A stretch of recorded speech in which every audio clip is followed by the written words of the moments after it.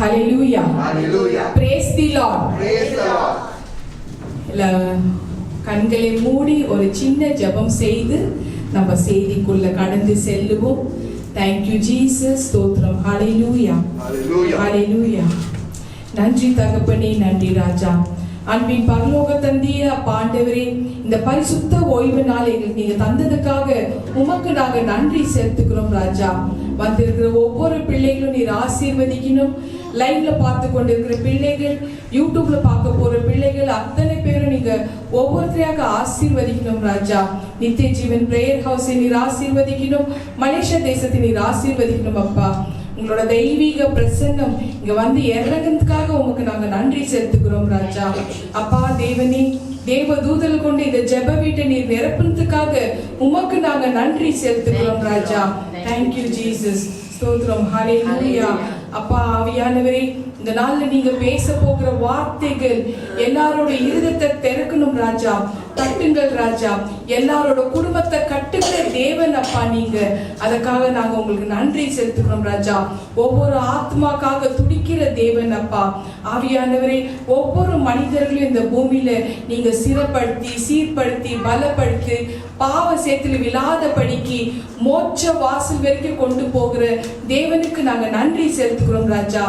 ஆவியானவரை மாம்சமான எண்ணெய் கொண்டு ஆவியாய் இருக்கிற தேவன் என்ற ஒரு தலைப்பில் நீங்க பேசுங்க, நீங்க இடைபெறுங்க. எங்கள் ஆண்டவராக இயேசு கிறிஸ்து நாமத்தினால் ஜெபிக்கிறேன் ஜீவனுள்ள நல்ல பிதாவே. ஆமென், ஆமென், ஆமென். ஸ்தோத்திரம். ஹல்லேலூயா. Hallelujah. Praise the Lord. Praise the Lord. எல்லாரும் உட்காருவோம். ஆண்டவராகிய இயேசு கிறிஸ்து எனக்கு கொடுத்திருக்கிற தலைப்பு இந்த நாளிலே ஆவியா இருக்கிற கர்த்தர். ஆவியா இருக்கிற கர்த்தர் என்ற ஒரு தலைப்பில் பேச சொல்லி இருக்கிறாரு. The Lord who is in the Spirit. Hallelujah. Hallelujah. கர்த்தரின் பரிசுத்த நாமத்துக்கு ஸ்தோத்திரம். அதோட ஆதார வசனத்தை நம்ம முதல்ல வாசிப்போம். எல்லாரும் வசனங்களை நோட் பண்ணிக்கங்க. மறுபடியும் வீட்டுல போய் அதை ரெஃபர் பண்றதுக்குள்ள இன்னும் உங்களுக்கு தெளிவாக புரிய வரும். ஹல்லேலூயா. 2 கொரிந்தியன் 3:18. 2 கொரிந்தியன்ஸ் 3:18ல 3:18ல நாம் எல்லோரும் திறந்த முகமாய் கர்த்தருடைய மகிமையை கண்ணாடியிலே காண்கிறதை போல கண்டு ஆவியாய் இருக்கிற கர்த்தரால் அந்த சாயலாகத்தானே மகிமையின் மேல் மகிமை அடைந்து மறுரூபம் ஆக்கப்படுகிறோம். ஹல்லேலூயா. மகிமையின் மேல் மகிமை. நம்ம மறுரூபம் ஆகிறதுக்கு அவரோட சாயலாக ஆகிறதுக்கு ஒரே ஒரு காரணம் ஆவியாய் இருக்கிற கர்த்தராலே. அந்த ஆவியாய் இருக்கிற கர்த்தர் தான் நம்ம அவரை போல மாற்றத்துக்கு துடிக்கிறாரா. ஹல்லேலூயா. கர்த்தரின் பரிசுத்த நாமத்துக்கு ஸ்தோத்திரம். முதல்ல இப்போ நம்ம ஓரளவுக்கு எல்லாருக்குமே சுவிசேஷ வார்த்தைகள், பைபிள்னா என்னன்னு தெரியும், பரிசுத்த ஆவியானவர் என்னன்னு தெரியும், இயேசுனா என்ன தெரியும், ஓரளவுக்கு எல்லாருக்குமே தெரியும். திடீர்னு ஒரு புதுசா ஒரு ஆத்மா வந்தாக்கா அவங்களுக்கு எப்படி தெரியும் பரிசுத்த ஆவியானவர்னா யார்? இயேசு தெரியும். பரிசுத்த ஆவியானவர்னா யார்? ஆவியா இருக்கிற கர்த்தர் இல்லையா? அந்த ஆவியா இருக்கிற கர்த்தர்னா யார்? அவர் எப்படி கிரியேட் செய்யறார்? அப்போ நம்ம ஏசப்பா இந்த பூமியில மரித்து 3ஆம் நாள் உயிர் தெழுந்த பிறகு ஆஃப்டர் ரெசரக்ஷன் 3ஆம் நாள் உயிர் தெழுந்த பிறகு அவரு எப்படி ஒர்க் பண்றாரு இந்த பூமியில, எப்படி கிரியேட் செய்யறாரு அப்படின்றது நம்ம தெரிஞ்சுக்கினா மட்டும்தான் இந்த ஆவியா இருக்கிற கர்த்தரை பத்தி நம்ம முழுமையா தெரிஞ்சுக்க முடியும். ஹல்லேலூயா. போன வாரம் பெந்தகோஸ்தல் நாள். அந்த நாளில எனக்கும் கொஞ்சம் இதா இருந்தது, உடம்பு சரியா இல்லாம பிளஸ் கேமரா வர ஸ்டக் ஆயிருந்ததால அந்த விஷயத்தை முழுமையா என்னால கம்ப்ளீட் பண்ண முடியல. ஆனாலும் தேவ ஆவியானவர் தெரியப்படுத்தினாரு. இந்த நாளில எடுத்திருக்கிற தலைப்பே அவரை பத்தி தான். எப்படி ஆரம்பித்தது, ஆவியா இருக்கிற கர்த்தர் எப்படி இந்த பூமியில ஒவ்வொரு மனிதனுக்குள்ள கிரியேட் செய்ய ஆரம்பித்தார் என்றது தெரியப்படுத்துறது மூலமா நம்ம தெரியாத பிள்ளைகளுக்கும் இந்த தேவ ஆவியானவர் பத்தி இன்னும் அதிகமாக தெரிந்து கொள்ள முடியும்னு தேவ ஆவியானவர் தெரியப்படுத்தினார். அல்லேலூயா. ஏசப்பாவோட வாழ்க்கை ஒரு வரலாறு, ஹிஸ்டரி இல்லையா? ஒரு ஹிஸ்டரியாக இருக்கு. அதாவது 33 AD வெள்ளிக்கிழமை சரியா 3 மணிக்கு ஏப்ரல் 3ஆம் தேதி ஏசப்பா சிலுவையில மரிக்கிறார் இல்லையா? இது எல்லாருக்குமே ஓரளவுக்கு தெரியும். நிறைய மெசேஜ்களும் நான் தெரியப்படுத்தியிருப்பேன். அதை கண்டுபிடிச்சது அந்த ஏசப்பாவோட வாழ்க்கையே ஒரு வரலாறு. கேலண்டர் அவர் மூலமா தான் உருவாக்கப்பட்டதுன்றதும் நிறைய செய்திகளை நான் தெரியப்படுத்தியிருப்பேன். அது கண்டுபிடிச்சது யாருன்னா கான்ஸ்டன்டைன் என்ற ஒரு மன்னன், ரோம அரசாட்சியில ஒரு மன்னன், ஒரு எம்பரர். அவர் தான் 335 AD ஆஃப்டர் டெத்து. ஸோ அதுல அந்த டைம்ல ஏசப்பாவோட மரணத்தை குறித்து தெரியப்படுத்துற இந்த நாள்ல இந்த டைம்ல தான் இறந்தாருன்னு அதை வைத்து தான் அவரோட பிறப்பை டிசைட் பண்றாங்க. இது வரலாறு. ஆஃப்டர் ரெசரேஷன், அதாவது உயிர் தெழுந்த பிறகு ஏசப்பா என்ன பண்றாரு, இந்த பூமியில 40 நாள் தங்குறாரு. பூமியில 40 நாள் அவர் ஸ்டே பண்றாரு. அப்போஸ்தலர் நடவடிக்கை 1ஆம் அதிகாரத்துல 3-10 நோட் பண்ணிக்கங்க. 3ஆம் வசனம் டிஸ்பிளே ஆகட்டுமா? ஆக்ட்ஸ் 1ஆம் அதிகாரத்துல 3-10 அதுல 3ஆம் வசனத்துல சொல்லப்பட்டது போல அவர் பாடுபட்ட பின்பு 40 நாள் அளவு அப்போஸ்தலருக்கு தரிசனமாகி தேவனுடைய ராஜ்யத்துக்குரியவைகளை அவர்களுடனே பேசி அநேக தெளிவான திருஷ்டாந்தங்களினாலே அவர்களுக்கு தம்மை உயிரோடு இருக்கிறவராக காண்பித்தார். ஹல்லேலூயா. சோ இதன்படி நான் உயிரோட தான் இருக்கிறேன்னு அப்போஸ்தலருக்கு சீஷர்களுக்கு அவர் காண்பிக்கிறார். 40 நாள் நிறைய காரியங்களை அவரு ராஜ்யத்தை குறித்து அவரோட மகிமையை குறித்து தெரியப்படுத்துறாரு, காண்பிக்கிறார். வித் ப்ரூஃபோட காண்பிக்கிறார். அடுத்தடுத்த வசனங்கள் நீங்க நோட் பண்ணிக்கோங்க. அதுல என்ன சொல்லப்பட்டிருக்குன்னா அவர் தெளிவாக தெரியப்படுத்துறாரு, பசுத்த ஆவியானவர் வருவாரு. நான் இப்ப 40 நாள் ஆன பிறகு நான் போயிடுவேன், நான் மேல பரலோகத்துக்கு போயிடுவேன். ஆனா நான் போன பிறகு இன்னொரு பர்சன் வருவார், அவர் தான் பசுத்த ஆவியானவர். அவர் வரும் பொழுது நீங்க பலன் அடைவீர்கள். அப்போ அவர் வரக்குள்ள நீங்க எல்லாருமே ஞானஸ்தானம் பெற்றுக்கொண்டு அதன் மூலமா பலன் அடைவீர்கள் அப்படின்னு தெரியப்படுத்தி 9ஆம் வசனம் அதுல டிஸ்பிளே போடுமா? ஆக்ட்ஸ் அப்போஸ்தலர் நடவடிக்கை 1:9. இவைகளை அவர் சொன்ன பின்பு பார்த்து கொண்டிருக்கையில் உயர எடுத்து கொள்ளப்பட்டார். அவர்கள் கண்களுக்கு மறைவாக ஒரு மேகம் அவரை எடுத்துக்கொண்டது. ஹல்லேலூயா. சோ இப்படிதான் 40ஆவது நாள்ல சொல்லிட்டு போறாரு. அடுத்த 10 நாள் வரைக்கும் அவர் இன்னும் வரல. சோ அப்போ என்ன நடக்குதுன்னா ஜனங்க அதாவது அப்போஸ்தலர் காத்துட்டு இருந்தாங்க அவர் சொன்ன வார்த்தைக்கு. ஏன்னா பரிசுத்த ஆவியானவர் அவர் வந்த பிறகு அவர் மூலமா நம்ம ஞானஸ்தானம் எடுத்த பிறகு பலன் அடைவோம் அப்படின்னு அவங்க காத்துட்டு இருந்தாங்க. அப்போ 50ஆவது நாள் ஆகுது. அப்போஸ்தலர் நடவடிக்கை 2ஆம் அதிகாரத்துல 1-4, ஆக்ட்ஸ் 2ஆம் அதிகாரத்துல 1-4. அந்த 50ஆவது நாளுக்கு பேர் தான் பெந்தெகோஸ்தே நாள். பெந்தெகோஸ்தே என்னும் நாள் வந்த போது அவர்கள் எல்லோரும் ஒருமனப்பட்டு ஓரிடத்தில் வந்தார்கள்.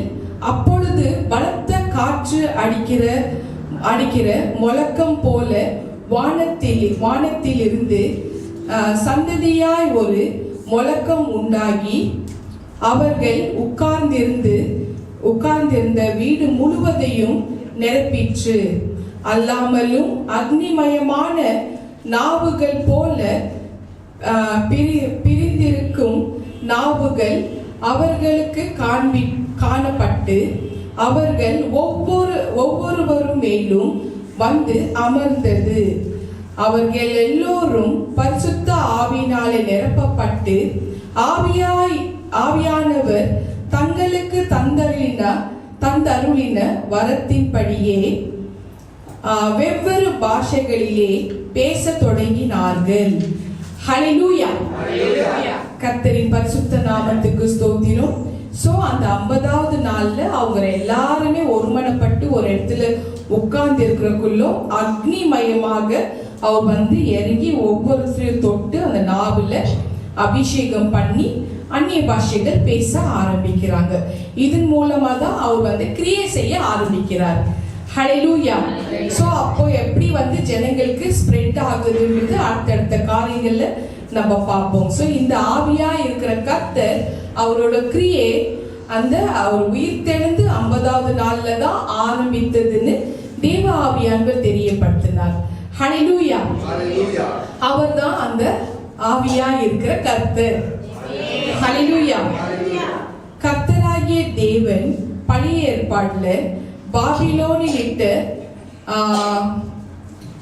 மாபெரும் சாபம் ஒன்று இருக்கு. கர்த்தராகிய தேவன் அதாவது பிதா வந்து பாபிலோன் என்ற ஒரு பட்டணத்துல மாபெரும் மொழி சாபம் அதாவது லாங்குவேஜ் சாபத்தை இட்டு இருந்தாரு. அந்த சாபத்தை இந்த பரிசுத்த ஆவியானவர் அதாவது உயிர் தெழுந்து 50வது நாள் வந்த அந்த பரிசுத்த ஆவியானவர் எப்படி உடைத்தார் என்றார்னா, ஆதி காலத்தில் இருந்த மனிதர்கள் பெருமையோடு பாபேல் கோபுரத்தை கட்டிய போது அவர்களுடைய பாஷைகளில் வந்து ஒரு குழப்பம் உருவானது. பூமி எங்கும் சிதறடிக்கப்பட்டார்கள்.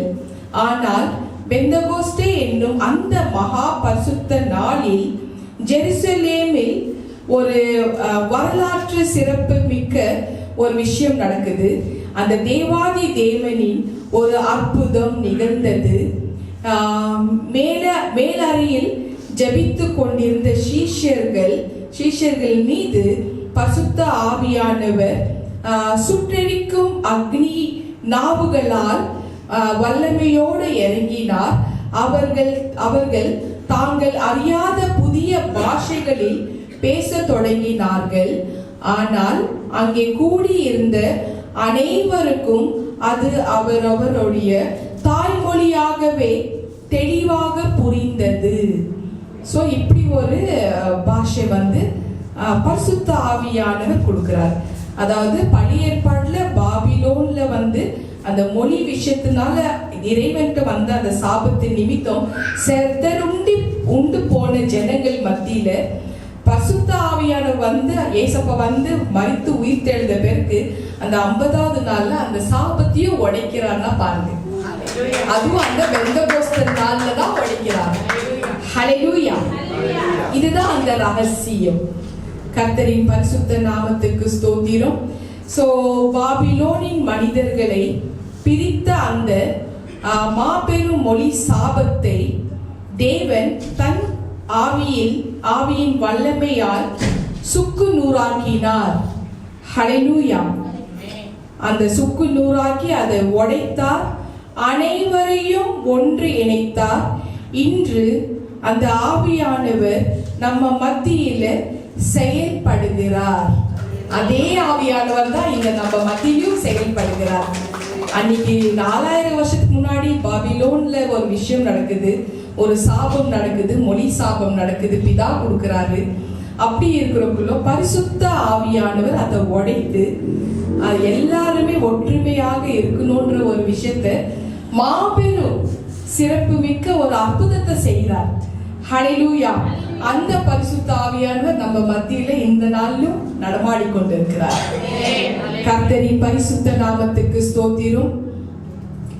பரிசுத்த ஆவியானவர் அருளிய பெந்தகோஸ்தே நாளுக்கும் பழைய ஏற்பாடில் நடந்த 3000 பேர் மரணத்துக்குள்ள இருக்கிற ஒரு பெரிய ரகசியத்தை இந்த நாள்ல ஆவியானவர் தெரியப்படுத்து சொல்லியிருக்கிறார்.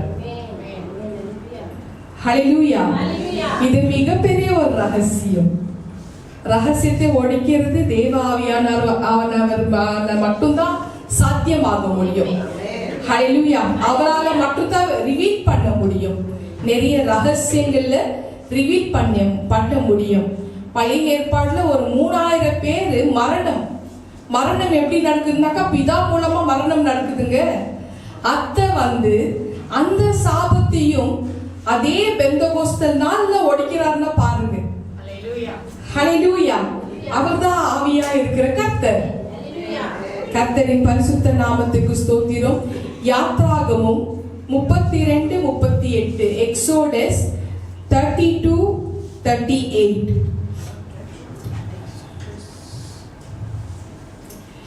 இந்த ரகசியம் என்னன்னாக்கா, சீனாய் மலையில மோசே தேவனிடத்திலிருந்து கட்டளைகளை பெற்று கீழே இறங்குறார்.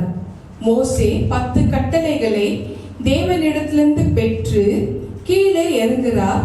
ஆனால் மக்கள் கர்த்தரை மறந்து பொன் கன்று குட்டியை வணங்கி கொண்டிருந்தார்கள். அதனாலே தேவனுடைய நீதி ரொம்ப ஸ்ட்ரிக்டா இருந்ததுனால தேவனுடைய நீதி தீர்ப்பால் சுமார் 3000 பேர் உயிர் எழுந்தார்கள். அந்த சம்பவம் பாவத்தையும் கீழ்ப்படியாமலேயும் இருந்ததுனால மரணத்துக்கு கொண்டு செல்லும் அந்த சம்பவம் அந்த நாள்ல காட்டியது. 3000 பேர் மரிக்கிறார்கள். அது வாசிக்கும். ஹல்லேலூயா. லேவியின் புத்திரர் மோசே சொன்னபடியே செய்தார்கள். அந்நாளிலே ஜனங்களில் ஏறக்குறைய 3000 பேர் விழுந்தார்கள். ஆமென். ஆமென். 3000 பேர் மரணம் அடைந்தார்கள் அந்த ஒரே நாள்ல. காரணம், மோசேயின் கட்டளைகளை அவர் கொண்டு வரக்குள்ள ஜனங்கள் கீழ்ப்படியாமல் ஒரு கன்றுக்குட்டியை வணங்கி கொண்டிருந்து அந்த கன்றுக்குட்டியை அவர்தான் கர்த்தர் என்று சொல்லி அவங்க ஆர்ப்பாட்டம் பண்ணதுனால மொத்தம் 3000 பேரை ஒரே நாள்ல கர்த்தரே டிஸ்ட்ராய் பண்றாரு. இந்த காரியத்தை ஏசப்பா உயிர் தெழுந்த பிறகு பெந்தகோஸ்தே நாளில், அதாவது அது 50வது நாள்ல அவர் அந்த சாபத்தையும் உடைக்கிறாரா. இது தேவ ஆவியானவர் எனக்கு தெரியப்படுத்தினார். புதிய ஏற்பாட்டுல பெந்தகோஸ்தே நாளில் தேவன் வேறொரு அதிசயத்தை செய்தார். இயேசுவின் சீஷர்கள் மேல பரிசுத்த ஆவியானவர் அக்னி கொன்று வல்லமையுடன் இறங்கினார். பீட்டர்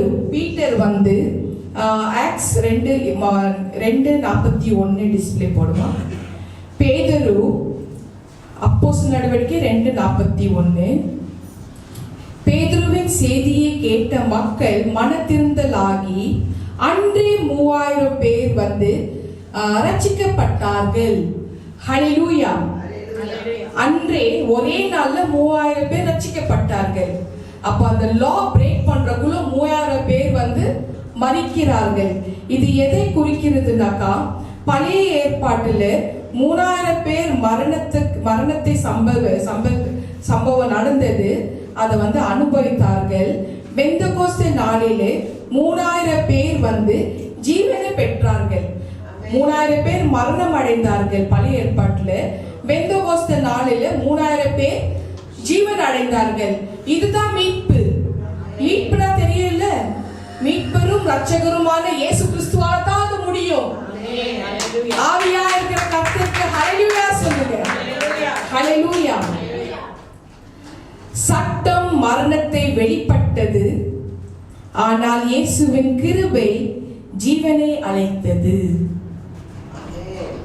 இந்த தேவ கிருபையை விசுவாசித்தால் நாமும் அந்த ஜீவனை பெற்றுக்கொள்ள முடியும், அந்த ஆவியை பெற்றுக்கொள்ள முடியும்னு தேவ ஆவியானவர் தெரியப்படுத்தினார். ஹல்லேலூயா. அப்போ அந்த ஆவியை பெற்றுக்கொள்ள நாம் பரிசுத்த ஆவியானவர் மூலமாக நம்ம ஞானஸ்தானம் பெற்றுக்கொண்டால் நமக்கு அவர் நம்ம உள்ளத்துல தங்க முடியும்னு தேவ ஆவியானவர் தெரியப்படுத்தார். நம்ம பாவங்கள், அந்த சாபங்கள் எல்லாம் நீக்கி, நம்ம பாவங்கள் எல்லாம் நீக்கி நம்மளை தூய்மையாக்கி, நம்மளை புனிதமாக்கி, நம்மளை ரட்சித்து அவர் தன் ஜீவனையே கொடுக்கிறாராம். ஹல்லேலூயா. எசேக்கியேல் 36 அதிகாரத்துல 26 வசனத்தின்படி, எசேக்கியேல் 36:26, உங்களுக்கு நவமான இருதயத்தை கொடுத்து உங்கள் உள்ளத்தில் புதிதான ஆவியை கட்டளையிட்டு கல்லான இருதயத்தை உங்கள் மாம்சத்திலிருந்து எடுத்து போட்டு சதையான இருதயத்தை உங்களுக்கு கொடுப்பேன் அப்படின்னு தெரியப்படுத்துறார். அப்போ அந்த நாள்ல பெந்தகோஸ்தே நாள்ல அவர் இறங்குறக்குள்ளோ அந்த கல்லான இருதயம் போய் சதையான இருதயம் வந்தது. அதே போல அதே ஆவியானவர் தான் நமக்கும் இந்த காரியத்தை செய்கிற தெரியப்படுத்தி இருக்கிறார். சோ நம்மளோட இருதயத்துல அவர் புதிய ஆவியை கொடுத்து நம்மளோட கல்லான இருதயத்தை எடுத்து மாம்சத்திலிருந்து எடுத்து போட்டு சதையான இருதயத்தை உங்களுக்கு கொடுப்பார். சோ அவரோட இருதயத்தை கொடுப்பேன்னு தெரியப்படுத்துற ஒரு புது ஆவியை அந்த இருதயத்துல கொடுப்பேன் தெரியப்படுத்துற ஒரு புது இருதயம், ஒரு புது ஆவி, ஒரு புதிய உள்ளம். சோ எல்லாமே நியூவா இருக்கு பாருங்க. இந்த மாதிரி ஒரு புது சிருஷ்டியாக மாற முடியும். நம்ம அதை மாற முடியறதுக்காக, சிருஷ்டியாக மாறணுன்றதுக்காக அவரோட புதிய ஆவியை நமக்குள்ள கொடுத்தா மட்டும்தான் நம்ம மறுரூபம் ஆக முடியும். டிரான்ஸ்ஃபர்மேஷன், மறுரூபம். அவர் சாயல் அவரை போலவே மாத்திடுவார் நம்மள.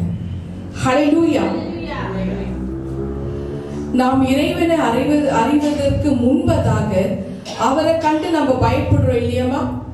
இறைவனை அறியறதுக்கு முன்பதாக அவரை கண்டு நம்ம பயப்படுறோம். கடவுள் என்றாலே தூரமாக நிற்கிறோம், பயந்து நடுங்குகிறோம். ஆனால் அருமை இரட்சகரிடத்தில் வந்தபோது தம்முடைய இரத்தத்தினால் அவர் நம் பாவங்களை கழுவி கரைகளை போக்கி தம்முடைய இருதயத்தை அவர் நமக்கு தருகிறது மூலமா நமக்கு துளி கூட பயமே வராது. ஹல்லேலூயா. அருமை இரட்சகர், இதுதான் அவர் செய்யற விஷயம்.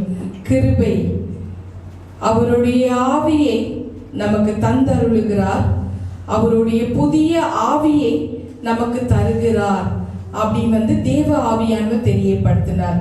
அதனால நம்ம பிதாவோட லா பிரேக் பண்ணிட்டோமே, நம்மள அழிச்சிடுவாரு, 3000 பேர் அழிச்சிட்டாரு அப்படின்ற ஒரு எண்ணம் நமக்குள்ள தேவையே இல்லை. அருமை இரட்சகரை உள்ளத்துல ஏற்றுக்கொண்டு பாவ அறிக்கை பண்ணி அவருடைய ரத்தத்தினால கழுவப்பட்ட பிறகு நம்ம பரிசுத்தம் ஆயிடுவோம். அவரோட புது இருதயத்தை கொடுப்பார், அவருடைய புதிய ஆவியும் கொடுப்பார். ஹல்லேலூயா. கர்த்தரின் பரிசுத்த நாமத்துக்கு ஸ்தோத்திரம்.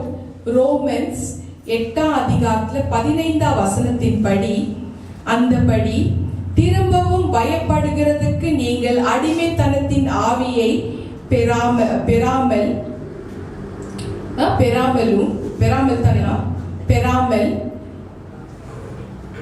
அப்பா பிதாவே என்று கூப்பிட பண்ணுகிற புத்திர சுவிகாரத்தின் ஆவியை பெற்றிருக்கிறீர்கள். அப்போ அடிமைத்தனத்தின் ஆவி, பயப்படுகிற ஆவி எப்போதுல இருந்து ஆரம்பிக்குது? பாபிலோன்ல இருந்து ஆரம்பிச்சு. பயப்படுகிற ஆவி அடிச்சிடுவாரு, டிஸ்ட்ராய் பண்ணுவாரு. ஸோ அந்த எண்ணம் ஆதிலிருந்து மைண்ட்ல இருக்கு பிள்ளைங்களுக்கு. ஸோ அந்தபடி திரும்பவும் பயப்படுகிறதுக்கு நீங்கள் அடிமைத்தனத்தின் ஆவியை பெறாமல் அப்பா பிதாவே என்று கூப்பிட பண்ணுகிற புத்திர சுவிகாரத்தின் ஆவியை பெற்றிருக்கிறீர்கள் அப்படின்னு தேவ ஆவியானவர் ஸ்ட்ராங்கா தெரியப்படுத்துறார். அதே நேரத்துல கலாத்தியர்கள் நிறுவனம் 4:6, கலாத்தியன்ஸ் 4:6, மேலும் நீங்கள் புத்திரராய் இருக்கிற படினால் அப்பா பிதாவே என்று கூப்பிடத்தக்கதாக தேவன் தமது குமாரனுடைய ஆவியை உங்கள் இருதயங்களில் அனுப்பினார். ஆகையால் 7ஆம் வசனம், ஆகையால் இனி நீ அடிமையாய் இராமல் புத்திரனாய் இருக்கிறாய்.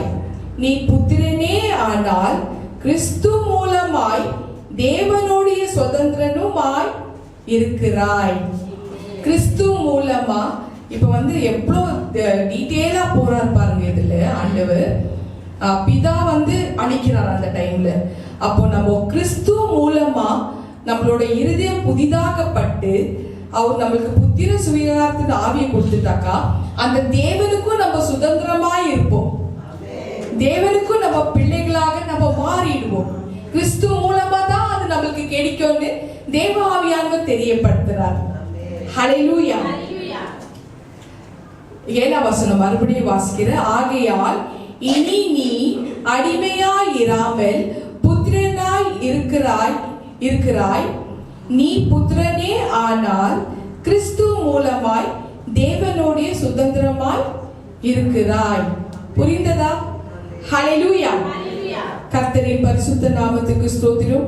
நம்மையே அறியாமல் அவரை பார்த்து அப்பா, என் தகப்பனே, என் பிதாவே அப்படி நம்ம சொல்ல ஆரம்பிக்கிறோம். மை டாடி, என் தந்தையே, நம்மையே அறியாம நம்ம சொல்ல ஆரம்பிக்கிறோம். அதன் பின்பு நம்மளுக்கு பயமே இருக்காது. எப்போ அவர் உள்ளத்துல ஏத்துக்கணுமோ அப்பவே அப்பா அப்பா அப்பான்னு சொல்ல ஆரம்பிச்சிருப்போம். எந்த நேரமானாலும் சரி, எங்கேயும் நம்ம முழங்காலிட்டு நம்ம வேண்டிக் கொள்ளுவோம். அப்பா, எனக்கு இது வேண்டும், என் தந்தையே எனக்கு இது வேண்டும் என்று கேட்கும் ஒரு உள்ளம், கேட்கும் ஒரு தைரியமான ஆவியை அவர் நமக்கு தந்து விடுகிறாரா? ஹல்லேலூயா. இதுதான் ஆவியா இருக்கிற கர்த்தர். அந்த ஆவியை நமக்கு தந்து விடுகிறார்னு சொல்லி தேவ ஆவியானவர் தெரியப்படுத்தினார். ஹல்லேலூயா. 2019 ஜூலை மாசம் 3ஆம் தேதி எனக்கு மிகப்பெரிய பிரெயின் டியூமர் சர்ஜரி நடக்குது.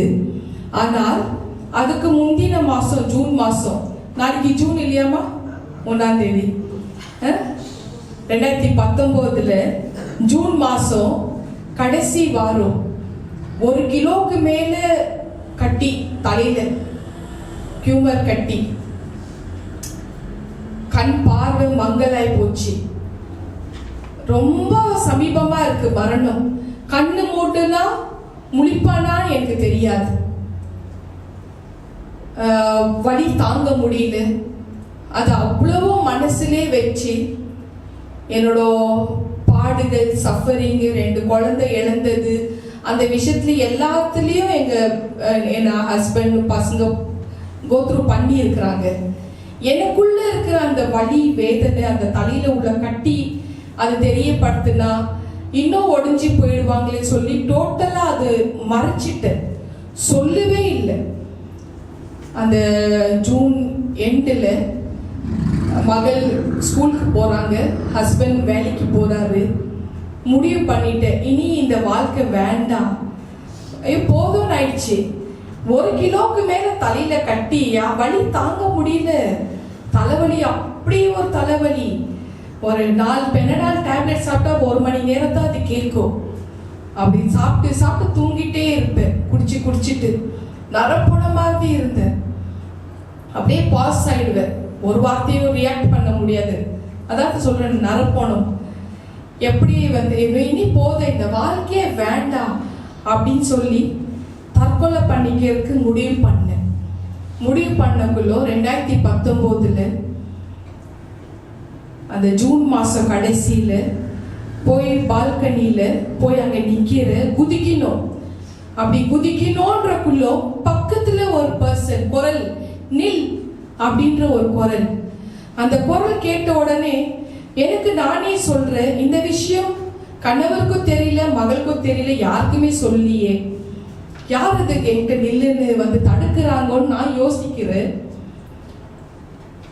பேச ஆரம்பிக்கிறாரு. அந்த குரல் யாருமே இல்ல, காத்தாதான் இருக்கு. ஆனா ஒரு மனிதன் என் பக்கத்திலே இருக்கிறது என்னால உணர முடிஞ்சது. அப்படி ஒரு கம்ஃபர்டான ஒரு குரல். அந்த மனிதனும் அப்படியே இருந்தாரு. இப்படி ஒரு கதையை அவரு சொன்ன கதையை என் வாழ்க்கையில் நான் கேட்டதே கிடையாது. நான் ஒரிஜினலி கேத்தலிக்கா இருந்தாலையும் இயேசு சிலுவையில தொங்குற சிலுவநாதரை தான் தெரியும். மரித்த இயேசுவை தான் பார்த்தா அவர் ஜீவனாக பேசுவார் நான் நினைச்சு கூட பார்க்கல. அவரு என் பக்கத்துல நின்று அந்த குரல் பேசியது, நீ எதுக்காக நீ சாகணும், உனக்காக 2000 வருஷத்துக்கு முன்னாடியே இயேசு இறங்கி வந்தாரு. உன்னோட பாடுகள், உன்னோட துக்கங்களை அவர் சுமந்தாருன்னு ஏசாயா 54:4 சொன்னது, 53:4 சொன்னது போலவே தெரியப்படுற பேசுறாரு. உன்னுடைய பலகீனங்களையும் உன்னோட நோய்களையும் அவர் சுமந்தாருன்னு தெரியப்படுத்துறாரு. மத்தேயு 8:17 படி அந்த டைம்ல அந்த காட்சியை காமிக்கிறார். சுமந்தாருன்றக்குள்ள அந்த சிலுவை தூக்கிட்டு இருக்கிற அந்த காட்சியை காமிக்கிறாரு. உன்னுடைய சாபங்களை அவர் சுமந்தாருன்னு கலாத்தியன் 3:13 சொன்னது போல தெரியப்படுத்துறாரு. உன்னுடைய மரணத்தையும் அவர் ருசி பார்க்க போறாருன்னு தெரியப்படுத்துறார். கல்வாரி சிலுவையின் காட்சி காமிக்கிறாரு. ஹெப்ரேயர்கள் நிறுவனம் 2:9 படி உன்னோட மரணத்தை இப்ப அவர் ருசி பார்க்க போறாரு, நீ எதுக்கு சாகணும் அப்படின்னு தெரியப்படுத்துறாரு. அவர் முள்முடியை ஏற்றுக்கொண்டாரு உனக்காக தான். வாரினால் அடிக்கப்பட்டதும் அது உனக்காக தான். 1 கொரிந்தியர் 1:23 படி என் மனக்கண்கள எதிரே இயேசு சிலுவையில தொங்குவதை நான் கண்டேன். அவரு என் பக்கத்துல இன்னொரு பேசிட்டு இருக்கிறாரு. இதெல்லாம் எப்போ நடந்ததுனாக்கா, அந்த இயேசு பரிசுத்தமா இருக்கிற போதுதான் நடந்தது. அவர் நீதியா இருக்கும் பொழுது, அவர் தூய்மையா இருக்கும் பொழுது இதெல்லாமே நடந்தது. அவரு மறிக்கிற அந்த காட்சியை என் கண்ணார பார்க்கிறேன். அவர் கல்வாரி சிலுவையில தொங்கி மறிக்கிறக்குள்ளும் அவரோட விழாவுல உள்ள கடைசி துளி ரத்தம் அப்படியே அந்த டிராப் என்னோட இருதயத்துல விழுந்து என் இருதயத்தை கழுவியது. எனக்குள்ள ஒரு மின்சார போல ஒரு எனர்ஜி என்னையே அறியாமல் எனக்குள்ள வந்துடுச்சு. அதுக்கப்புறம் அவர் தெரியப்படுத்தினாரு, நீ வாழணும், நீ நலமாக சுகமாக வாழணும், நான் உன் கூடவே இருப்பேன் அப்படின்னு தெரியப்படுத்துறாரு. ரொம்ப கம்ஃபர்ட் ஆயிடுச்சு. உள்ள வந்துட்டு லிவிங் ரூம்ல என் எண்ணத்தை மாத்திட்டாரு. அவரை நான் பார்க்கணுமே. அந்த குரல் எப்படி இருந்தது? எனக்கு ஒரு எல்டர் பிரதர், மூத்த சகோதரனை போல இருந்ததா, எங்க அம்மாவோட குரல் மாதிரி இருந்ததா, அந்த மாதிரி ஒரு கம்ஃபர்ட் பண்றாரு. இல்ல என்னோட ஃப்ரெண்ட்ஸ் போல, நண்பர்கள் போல ஒரு இருந்ததா? கடைசியா எனக்குள்ள நானே சொல்லிக்கிறேன், இல்ல அவரு கண்டிப்பா ஃபாதரா தான் இருக்கணும், ஃபாதரா தான் முடியும், அப்பாவால தான் இந்த மாதிரி முடியும் அப்படின்ற ஒரு விஷயம் எனக்குள்ள அந்த அப்பாவை பார்க்கணுன்ற ஒரு தாகம் எனக்குள்ள வர ஆரம்பிச்சது. அதுக்கப்புறம் ஜூலை 3ஆம் தேதி சர்ஜரி ஆகி நல்ல மாதிரி அற்புதமா ஆண்டவர் வெளியில கொண்டு வந்துட்டாரு. செப்டம்பர் 14க்கு எனக்கு முழுக்க ஞானஸ்தானம் கொடுக்குறாரு. அந்த சர்ஜரி பிக்சர் போடுமா, எப்படி நான் கடந்து எப்படிப்பட்ட ஒரு விஷயம் இருந்ததுன்னு அந்த பிக்சர் பார்க்கறக்குள்ளும் இப்போ என்னோட தோற்றத்தை நீங்க பார்த்தாலே உங்களுக்கு புரிய வரும் நான் என்ன சொல்ல வந்தேன்னு. இது 50-60 வருஷத்துக்கு முன்னாடி கிடையாது, 7 வருஷத்துக்கு முன்னாடி 2019 1 கிலோக்கு மேல அந்த கியூமர் கட்டிய தலையில வைத்து 50 தையலுக்கு மேல எனக்கு போட்டு 5 நாள்ல டிஸ்சார்ஜ் பண்ணி வெளியில கொண்டு வராரு. அதே வருஷம் 14ஆம் தேதி எனக்கு முழுக்க ஞானஸ்தானம் செப்டம்பர் மாசம் எடுத்துக்கிற அந்த நாள்ல தான் எனக்குள்ள ஒரு மாற்றம் ஆரம்பிக்குது. அந்த இறைவனை தேடி பார்க்கணும், பேசணும்னு ஆரம்பிக்குது. என்ன மனசுல இருந்ததுன்னா, அந்த குரலை நான் கேட்கணும், மறுபடியும் என் கூடவே இருக்கிறேன்னு அந்த குரல் சொன்னது, அந்த குரலை நான் கேட்கணும் அப்படின்ற ஒரு ஆசை எனக்குள்ள வந்துடுச்சு. நீங்க சுமிதா டெஸ்டிமனி நித்திய ஜீவன் கேள், அந்த சுமிதா டெஸ்டிமனி போட்டாலேயே டீட்டெயிலா வந்துடும். அந்த ஜூலை 3ஆம் தேதி எப்படி என்னோட ஜர்னி இருந்தது பரலோகத்துல, எப்படி நான் பிதாகிட்டையும் இயேசுவை பார்த்து நான் நிறைய விஷயங்கள் நான் அங்க பேசியிருப்பேன். அந்த சாட்சியை நீங்க முழுசா பாருங்க, அப்போ மேற்கொண்டு உங்களுக்கு நான் சொல்றது புரிய வரும். எனக்கு ரொம்ப புதுசா இருந்தது, அது எல்லாமே ரொம்ப புதுசா இருந்தது. ரிகவரி டைம் அது. ஆனாலும் எனக்கு தற்கொலை டைம்ல நின்று தடுத்துன அந்த நபரை நான் பார்க்கணுன்ற ஒரு வாஞ்சை. அந்த ஆசை இருந்தது. சரியாக செப்டம்பர் 17ஆம் தேதி வராரு. என்னோட அதே வீட்டுக்கு லிவிங் ரூம்ல வராரு. வந்து கிருபாதார வரங்கள்னால நிரப்புறாரு.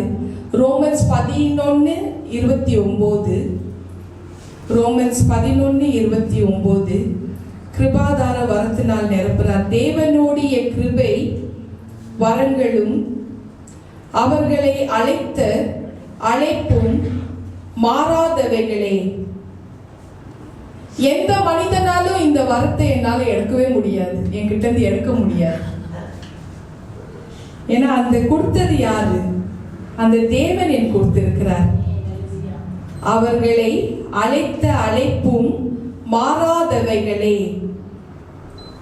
அதனால ஆண்டவர் தான் என்னை இந்த மினிஸ்ட்ரிக்கு கொண்டு வந்தாரு. 7 வருஷமா இந்த மினிஸ்ட்ரி நான் பண்ணிட்டு இருக்கிறேன். எந்த மனுஷனாலையும் இவங்க எப்படி இந்த வரங்களை பயன்படுத்துறாங்க, எங்களுக்கு இது சந்தேகமா இருக்கு, எங்களுக்கு இது நம்பிக்கை வர மாட்டேங்குது, அதெல்லாம் கிடையாது, அப்படி இப்படின்னு 1000 ஜனங்க பேசலாம். ஆனா விஷயம் இதுதான், அவருடைய கிருபையின் வரங்களும் அவர்களை அழைத்த அழைப்பும் மாறாதவைகள். அவரால் மட்டும்தான் கொடுக்க முடியும், எந்த மனுஷனாலையும் டிஸ்ட்ராய் பண்ண முடியாது. டில் இந்த வரங்கள் நான் பரலோக சேரும் வரைக்கும் இது கிரியேட் செய்யும். ஹல்லேலூயா.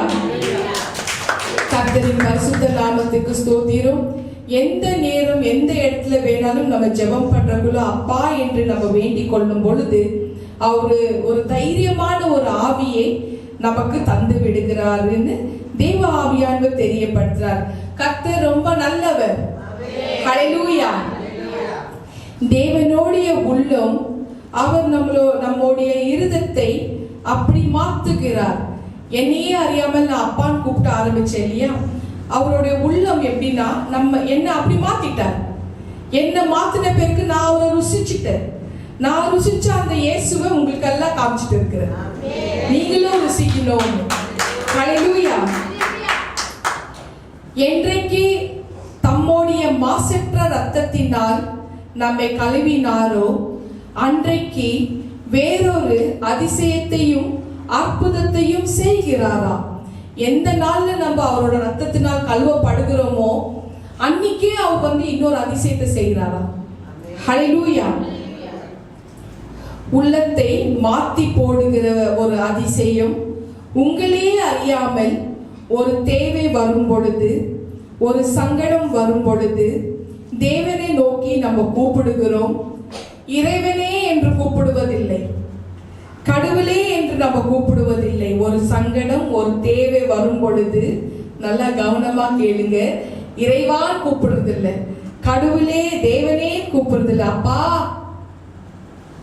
அப்பா எனக்கு இது வேணும், அப்பா எனக்கு ரொம்ப கஷ்டமா இருக்கு, என் கஷ்டத்திலிருந்து மீட்டெடுங்க, அப்பா என்னோட கஷ்டம் நெஞ்சு வரைக்கும் மூச்சு வரைக்கும் முட்டுது, எனக்கு நீங்க உதவி செய்யுங்க, அப்பா எனக்கு வேலை இல்லை, எனக்கு ஒரு வேலை தாங்க, அப்பா எனக்கு குழந்தை பாக்கியம் இல்லை, ஒரு குழந்தை பாக்கியத்தை தாங்க, அப்பா எனக்கு இன்னும் திருமணம் ஆகாம இருக்கு, வழிகள் திறந்து கொடுங்க, அப்பா எனக்கு இந்த நோய் தாக்கிட்டு இருக்கு, என்னால் தாங்க முடியல.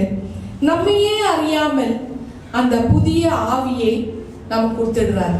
அவர் அப்பா கூப்பிடுற ஒரு அதிகாரத்தை கொடுத்துடுறார். ஹல்லேலூயா.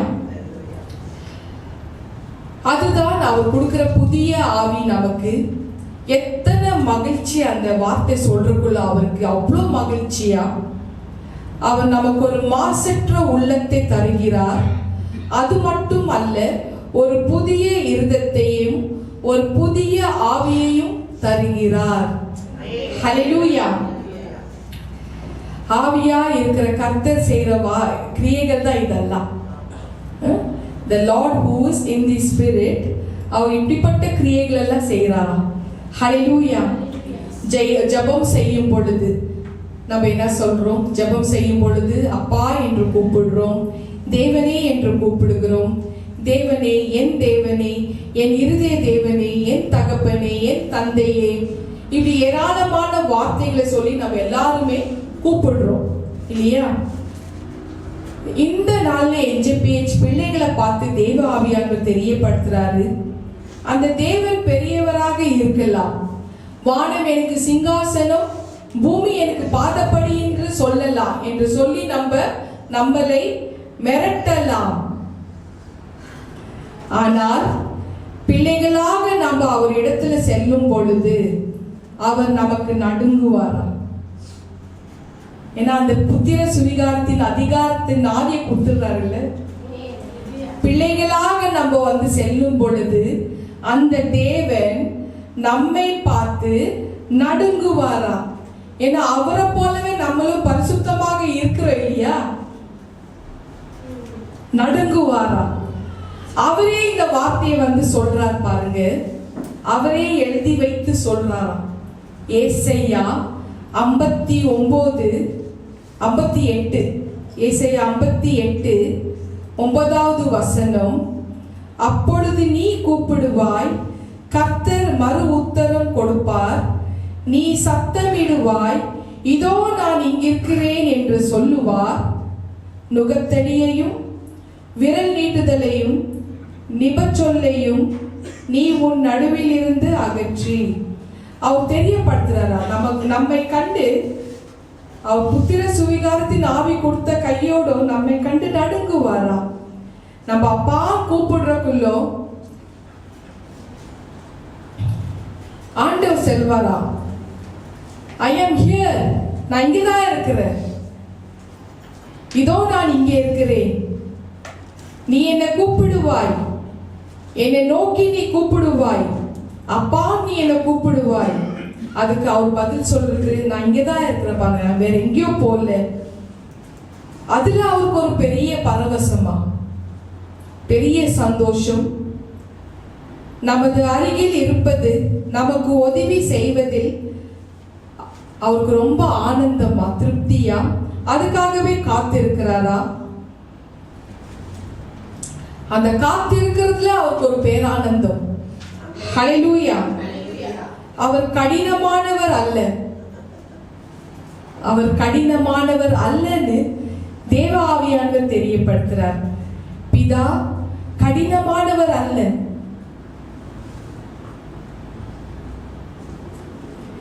என்றைக்கு நம்முடைய உள்ளத்தை அவருக்கு நம்ம கொடுக்கிறோமோ அவர் நமக்கு அந்த அதிகாரத்தை கொடுத்துடுறார். புத்திர சுவிகாரத்தின் ஆவியை கொடுத்துடுறார். ஹல்லேலூயா. யாத்ராகமம் 34:7 சொன்னது போல அவரோட கட்டளைகள் மீறினால் 3ஆம் 4ஆம் தலைமுறை மட்டும் விசாரிக்கிற தேவன் நிச்சயமாக விசாரிப்பார். ஒரு பாவம் செஞ்சுட்டு, மீறுதல் செய்துட்டு, அது அடுத்தடுத்தது அவங்க தலைமுறைக்கு, ஒரு தலைமுறை இல்லைங்க, 3ஆம் 4ஆம் தலைமுறை மட்டும் விசாரிக்குவாராம். அந்த தேவன் இப்படியாக தெரியப்படுத்துறார். நீதிமொழிகள் 13:21 படி தீவினை பாவிகளை பின்தொடரும். நம்ம செய்யற பாவங்கள் மத்தவங்களுக்கு தெரியாது, மத்தவங்க தலையில போய் உழுவாது நம்ம நினைச்சா அது தப்பு. நம்ம செய்யற மொத்த கர்மமும் அக்கிரமமும் பிள்ளைகளோட தலையில இறங்கும். தீவினை பாவிகளை பின்தொடரும். அதுக்கு ஒரு வழி இருக்கு. நீதிமொழிகள் 28:13 படி தன் பாவங்களை மறைக்கிறவன் வாழ்வழிய மாட்டான், அதை அறிக்கை செய்து விட்டு விடுகிறவன் எவனோ இரக்கம் பெறுவான். அவருக்கு உள்ளத்தை கொடுத்த பிறகு, அப்பா நான் இந்த பாவம் செய்துட்டேன், என்னை தயவு செஞ்சு மன்னிச்சிடுங்க, என் இருதயத்தை கழுவுங்க, பரிசுத்தமாக்குங்க, இந்த இருதயத்துல நீங்க குடியிருங்கன்னு நம்ம கேட்கறக்குள்ளோ இயேசு கிறிஸ்துவின் ரத்தம் சகல பாவங்களை நீக்கி சுத்திகரிக்கும். 1 யோவான் 1:7 படி எல்லா சகல பாவங்களை நீக்கி சுத்திகரிக்கும். நம்ம மன்னிப்பை பெற்றுக்கொள்ள முடியும். நம்ம அப்பா எங்களை மன்னிச்சிடுங்க நம்ம கெஞ்சும் பொழுது அன்று நம்மளோட குறைகளை நீக்கிறது மட்டும் அல்ல, அவர் நமது அருகில இருப்பது மிகப்பெரிய விஷயம். குறைகளையும் நீக்கி நம்ம அருகிலே இருந்து புது ஆவியை கொடுத்து கூடவே இருப்பாரா. ஹல்லேலூயா. அதுதான் அன்பு. அந்த தகப்பனுடைய அன்பு இதுல வெளிப்பட்டது. ஹல்லேலூயா. அவர் அருகில் இருப்பார். கூப்பிடுவதற்கு முன்பதாகவே நமக்கு செவி கொடுப்பார். கூப்பிடவே வேண்டாம், கூப்பிடுறதுக்கு முன்னாடியே செவி கொடுத்துருவாரு. ஏன்னா நம்ம தான் பரிசுத்தம் ஆயிட்டமே. எத்தனை பாவங்கள் அக்கிரமங்கள் நம்ம செய்தாலையும் ஒரு நொடி அவரோட பாதத்துல விழுந்து, அப்பா என்னை மன்னிச்சிடுங்க, உம்முடைய ரத்தத்தினால எங்களை கழுவுங்கன்னு சொன்ன பிறகு நம்ம பரிசுத்தம் ஆயிடுவோம். மறுபடியும் அந்த பாவ சேத்துல நம்ம திரும்பி கூட பார்க்க கூடாது, விழக்கூடாது. ஹல்லேலூயா. அப்படின்னு அந்த புத்திர சுவிகாரத்தின் அதிகாரத்தை கொடுத்து அவர் நமக்கு தைரியமான ஆவியை கொடுத்து, நீ எதுனா கேளு, நான் இங்கதான் இருக்கிறேன், நான் கொடுக்குறேன் உனக்கு, இதோ நான் இங்க இருக்கிறேன், நான் உனக்கு செவி கொடுப்பேன்னு ஏசாயா 58:9 சொல்லிட்டாரு. அந்த வசனத்தை நம்ம எத்தனை பேர் சொந்தமாக்கிக்கிறீங்க? நான் சொந்தமாக்கிட்டே இருப்பேன் எப்போதுமே. நான் தைரியமா ஃபைட் பண்ணுவேன், இந்த வசனத்தை வைத்தே ஃபைட் பண்ணுவேன் நான். ஹல்லேலூயா. அதனால்தான் அவர் தெரியப்படுத்துறாரு. லூக்கா 11:13 படி, லூக்கா 11:13, பொல்லாதவர்களாகிய நீங்கள் உங்கள் பிள்ளைகளுக்கு நல்ல ஈவுகளை கொடுக்க அறிந்திருக்கும் பொழுது பரமபிதாவானவர் தம்மிடத்தில் வேண்டிக் கொள்ளுகிறவர்களுக்கு பரிசுத்த ஆவியை கொடுப்பதில் அதிகம் நிச்சயம் அல்லவா என்றார். ஹல்லேலூயா. சோ அவர் அந்த பரிசுத்த ஆவியானவர் கொடுப்பது அதிக நிச்சயம். பிதா தான் இந்த பரிசுத்த ஆவியானவர் நம்ம கொடுக்கிறார். ஹல்லேலூயா. எதற்காக நம்ம தேவன் நம்மை வந்து தேவன் ஆசீர்வதிக்க வேண்டும்? நம்மளை எதுக்கு தேவன் ஆசீர்வதிக்கிறார்? இன்னும் ஒரு முக்கியமான காரியத்தை நம்ம கொடுப்பதுக்காக தான் அவர் நம்மை ஆசீர்வதிக்கிறாரா அப்படின்னு தேவ ஆவியானவர் தெரியப்படுத்துறார். என்ன ஈவு அது? அதாவது என்ன கிஃப்ட் அது? தம்முடைய ஆவியை நமக்கு கொடுக்கிறாரா. அவருடைய, அதாவது பிதாவோட ஆவியை நமக்கு கொடுக்கிறாரா. சுமிதாவுடைய ஆவியும் யாராவது பிரிக்க முடியுமா? கண்டிப்பா பிரிக்க முடியாது. சோ எந்த நேரத்தில் சுமிதாவுடைய ஆவி பிரிந்து போகிறதோ என் உடல் மரித்து போகும். இரண்டையும் யாராலையும் பிரிக்கவே முடியாது. அதே போலதான் இறைவனையும் இறைவனுடைய ஆவியையும் பிரிக்கவே முடியாது. அப்படி இருக்கிறக்குள்ளோ அவர் தம்முடைய ஆவியை அவர் நமக்கு தருகிறார். அதற்கு அர்த்தம் தம்மையே நமக்கு தருகிறார் என்று அர்த்தமா? ஹல்லேலூயா. இதுதான் ஆவியா இருக்கிற கர்த்தர். ஹல்லேலூயா. தம்மையே தருகிறாரா. தம்முடைய பரிசுத்த ஆவியை கொடுக்கிறார். 2 கொரிந்தியர் 3:17 படி அந்த ஆவிதான் நம்ம எல்லா விஷயத்திலையும் விடுதலை ஆக்கும். பாவ கட்டுகள், மந்திர கட்டுகள், சாப கட்டுகள், பில்லி சூனிய கட்டுகள், நோய் கட்டுகள், சங்கிலியில கட்டி வைத்திருக்கிற கட்டுகள் அத்தனையும் பிரேக் பண்றது இந்த கர்த்தருடைய ஆவியானவர் தான். கர்த்தரே ஆவியானவர். கர்த்தருடைய ஆவி எங்கேயோ அங்கே விடுதலை உண்டு. ஹல்லேலூயா. இந்த கர்த்தராகிய ஆவியானவர் எங்கேயோ அங்கேதான் விடுதலை உண்டு. கர்த்தருடைய ஆவியானவர் தான் இறைவன். இறைவன் தான் ஆவியானவர். காணக்கூடாத இறைவன் தான் ஆவியானவர். அதரிசனமான தேவன் தான் ஆவியானவர். அவர்தான் நமக்குள்ள இறங்குகிறார். அவர்தான் நமக்குள்ள தங்குகிறார். அவர்தான் ஆவியாய் இருக்கிற கர்த்தர். ஹல்லேலூயா. ஆவியாய் இருக்கிற கர்த்தர், ஆவியாய் இருக்கிற தேவன், ஆவியாய் இருக்கிற இறைவன் அந்த ஆவியை நமக்கு தரும் பொழுது தம்மையே கொடுக்கிறார்.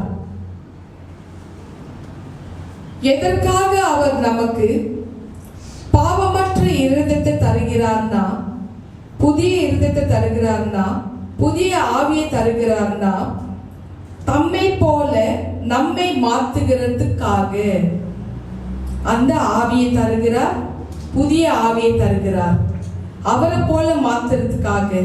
ஹல்லேலூயா.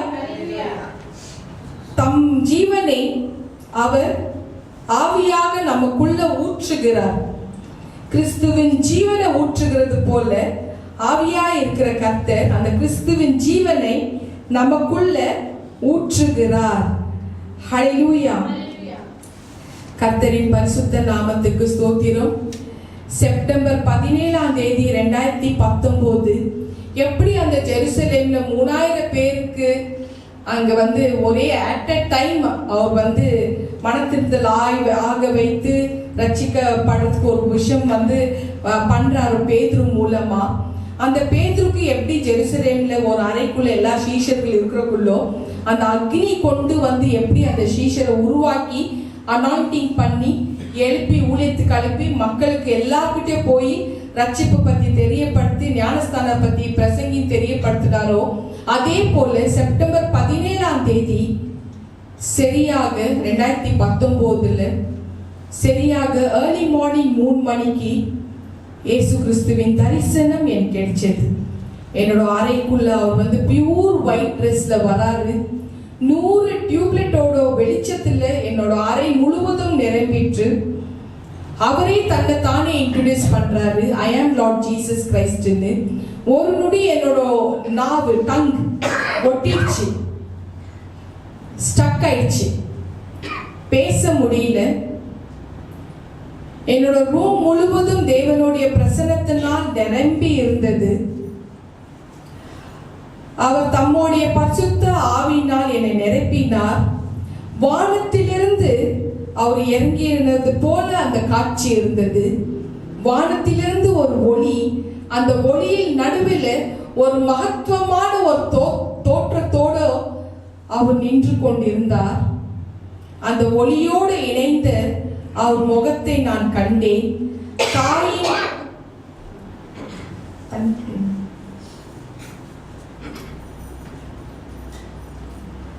தாயின் அன்பு அந்த முகத்தில் பிரதிபலித்தது. அவர்தான் சொல்றாரு, நீ உன் முழு இதத்தோடு என்னை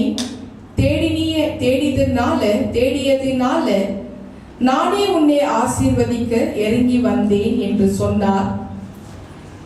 3லிருந்து 5:30 மணி வரைக்கும் நான் அவரோட குரலை கேட்டேன். அவர் 2.5 மணி நேரம் 2.5 hours என்னோட பேசினார்.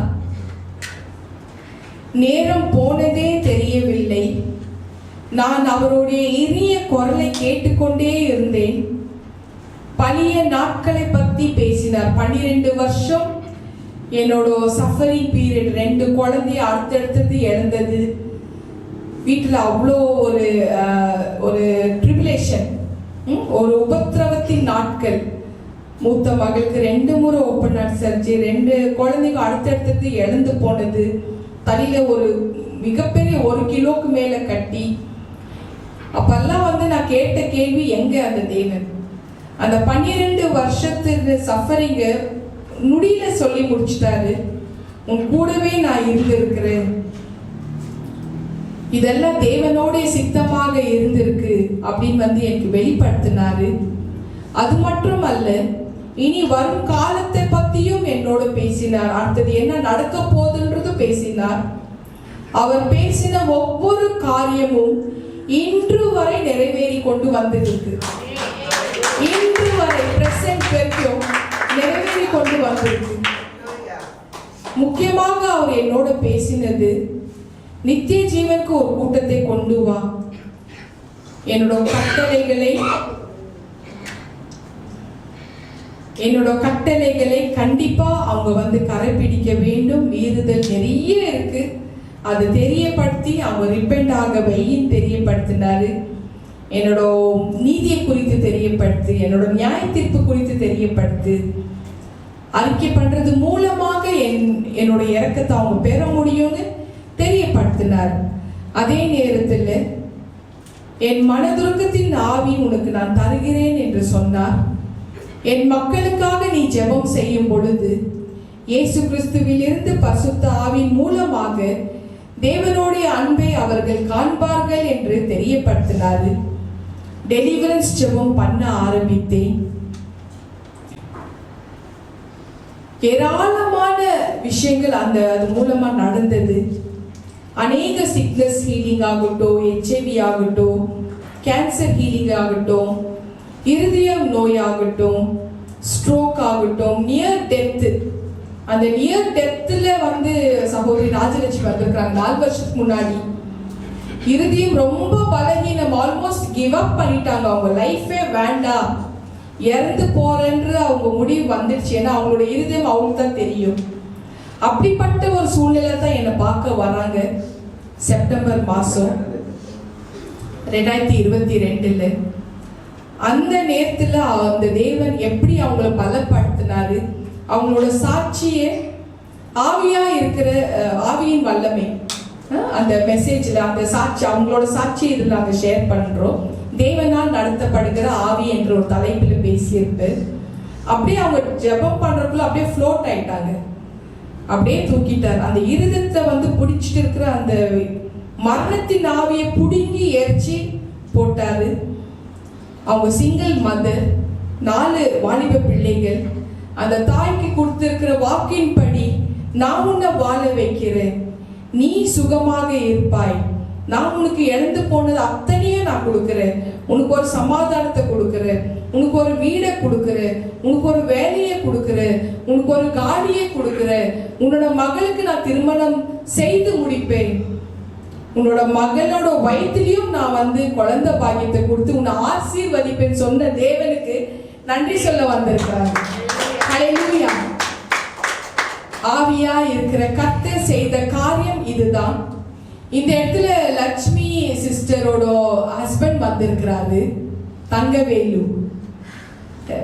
அவருக்கு ஒரு ஆபரேஷன் நடந்ததுங்க. ஒரு ஆக்சிடென்ட் நடக்குது. ஒரு 10 மணி நைட்ல போறாரு, ஒரு ஆக்சிடென்ட் நடந்துடுது.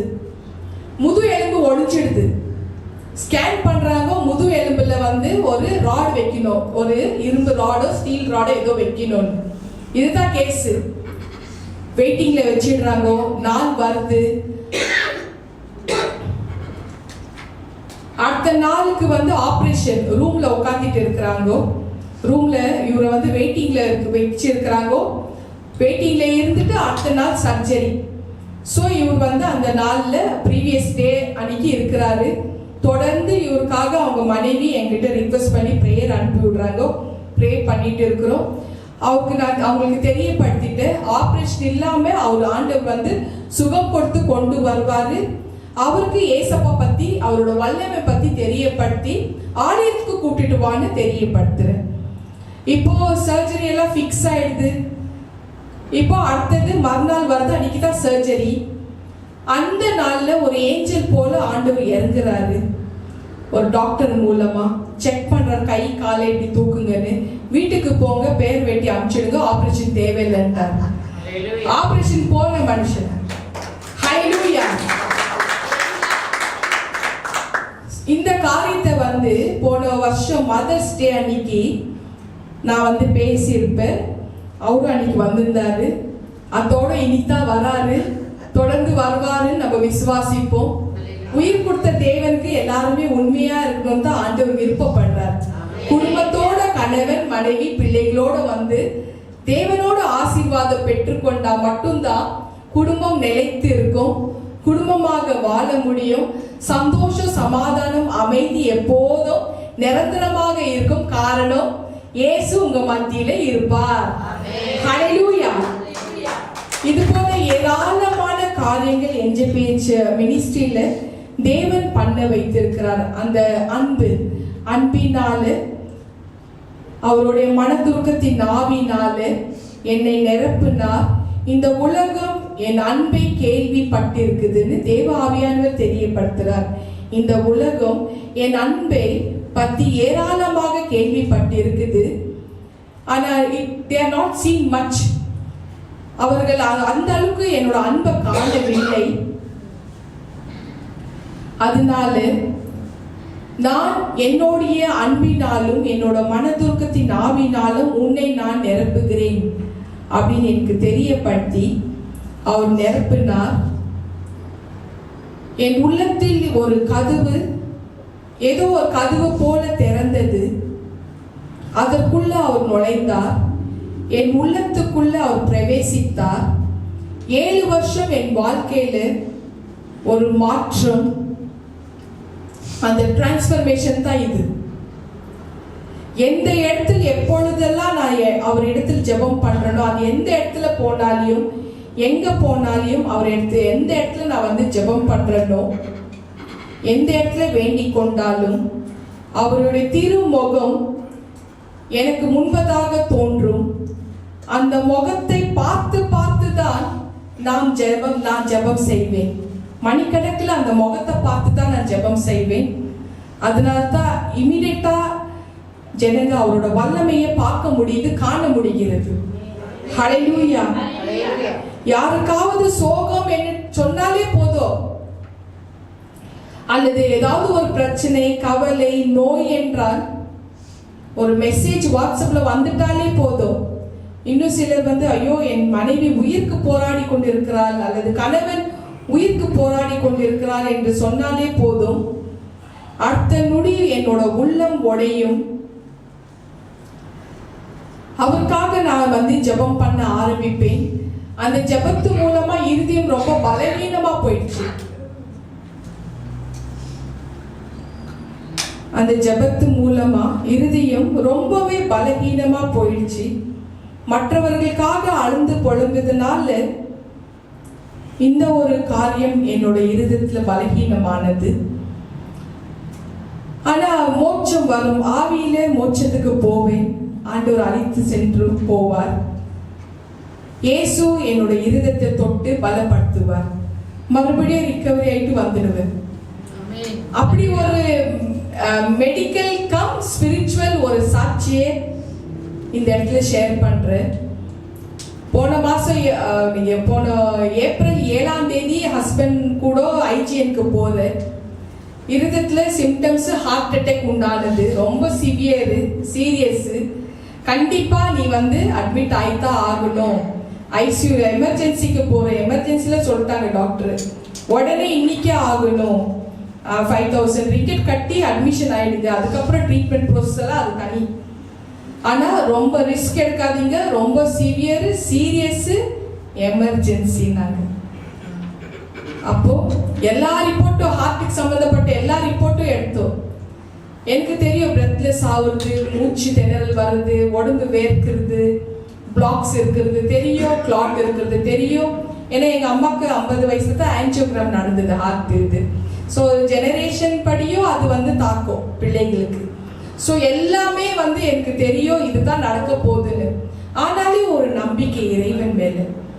அதுக்கப்புறம் வந்து நான் தெரியப்படுத்துறேன், இல்லை கொஞ்சம் டைம் கொடுங்க, டாக்டருக்கு எக்ஸாம் முடிஞ்ச பிறகு பார்க்கலாம். அப்போ மே 12ஆம் தேதி அப்பாயின்மெண்ட் ஃபிக்ஸ் பண்ணி இந்தியாவுக்கு போகிறோம், பெங்களூருக்கு போகிறோம்.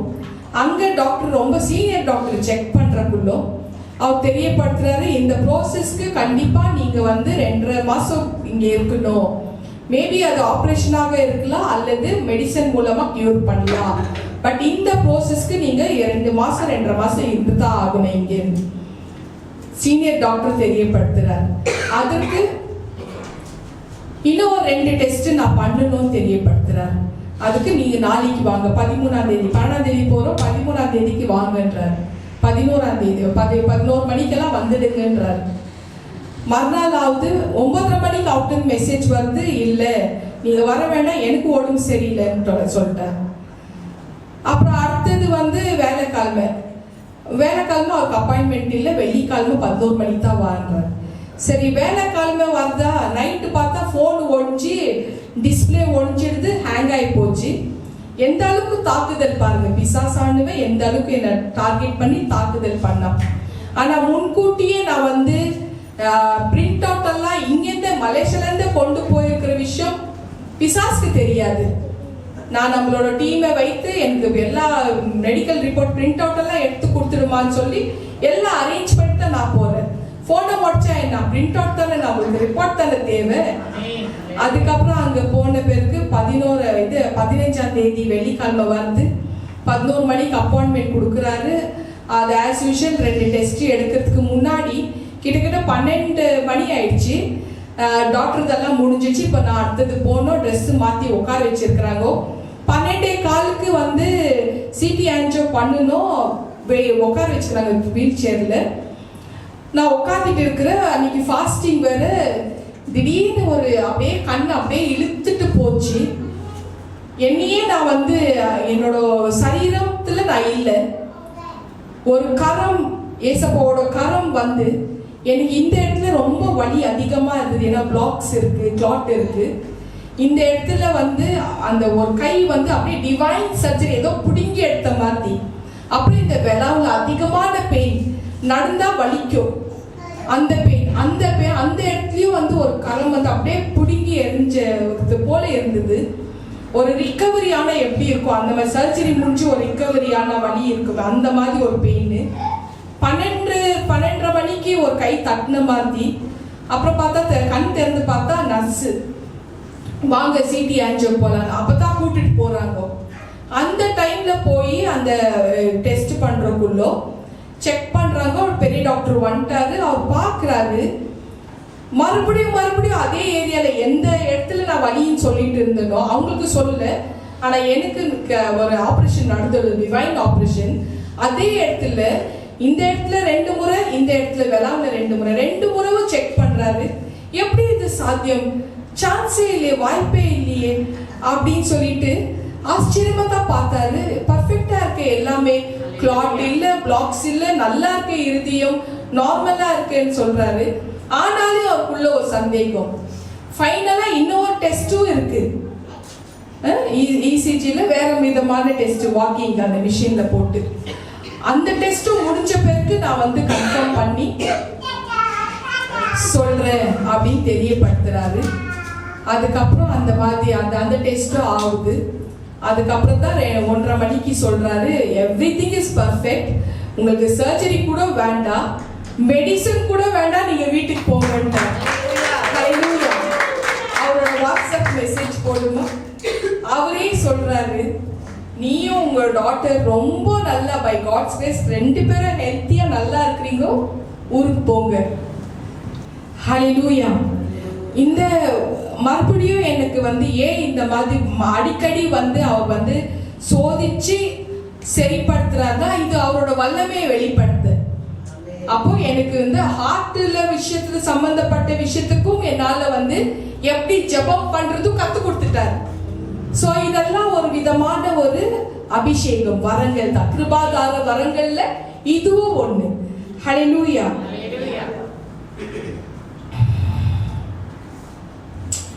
அவரோட அன்பினால, மனதுருக்கத்தினால, அந்த ஆவினால என்னை நிரப்பியதுனால மற்றவர்களுக்கு கவலைகள், மற்றவர்களோட கவலைகள் கேட்கும் பொழுது அந்த கவலை என் மீது வரும் மாதிரி தோணும் எனக்கு. மற்றவங்களோட கவலை கேட்டா அந்த கவலை என் மீது வரும் மாதிரி இருக்கும். அப்ப அந்த கவலை எந்த நினைச்சு நான் ஜெபம் பண்றதுக்குள்ள எனக்கு ரிலீஸ் ஆனா அங்க ரிலீஸ் ஆகும். மற்றவர்களுக்கு கேன்சர் என்று வந்த பொழுது அந்த கேன்சர் என்கிட்ட தான் வரும்போதும், மற்றவர்களுக்கு மஞ்சா காமலை எச்ஐவினா என்கிட்ட தான் வரும்போதும், ஸ்ட்ரோக்னா எனக்கு தான் வரும், மூச்சு திணறல் ஆகுதுன்னா எனக்கு தான் வரும், தலைவலினாக்கா எனக்கு தான் வரும். ஸோ இதுதான் என்னை இந்த நாள் வரைக்கும் ஊழியம் செய்யும்படியாக தூண்டுகிறது. அந்த மனதுருக்கத்தின் ஆவினால நிரப்புனால, அந்த அன்பினால நிரப்புனால, ஐயோ இந்த மாதிரி வலி எனக்கு இருக்கு, அப்ப அவங்களுக்கு எப்படி இருக்கும், நான் ஜெபம் பண்றது மூலமா எனக்கு அந்த வலி எடுத்த பிறகு அங்க ரிலீஸ் ஆயிடும். இப்படிதான் அந்த காலத்துல இயேசுவோ அந்த வலியெல்லாம் அவர் மேல போட்டுக்கிறார். இயேசு கிறிஸ்துவிலிருந்து பரிசுத்த ஆவியானவர் மூலமாக தான் தேவனுடைய அன்பை காண முடியும் என்று ரோமன்ஸ் 5:5 தெளிவாக சொல்லப்பட்டிருக்கு.